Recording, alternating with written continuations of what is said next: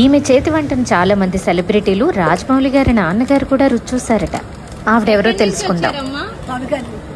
ఎవరికే కూరగాయలు కొత్త కూడా వెళ్ళలేదండి అమ్మగారు. సరదాగా ఇంట్రెస్ట్ గా ఏదన్నా చేసేదాన్ని.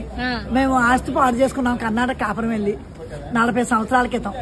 నాన్నగారు పెంచియండి మేనల్దికి పెళ్లి చేసేది నన్ను. మా పాపలో వచ్చేటప్పటికి నాన్నగారు హార్ట్ అటాక్ వచ్చి ఆస్తి అంతా పాడు చేసుకున్నారు. లారీ సామాన్ వేసి కర్ణాటక వెళ్ళామండి. ఒక రోజు 14 కాసులు బంగారం అది అమ్మేసి వచ్చాను. ఓ పాపను పెంచాను. 4 పిల్లలండి నాకు.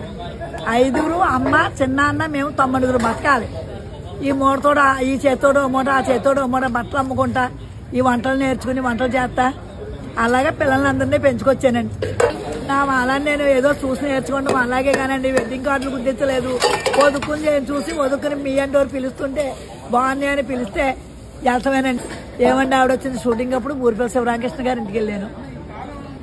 శ్రీవల్లి సినిమా తీసినవారు రాజమౌళి గారు నాన్నగారు వచ్చారు ఓణీల ఫంక్షన్కి.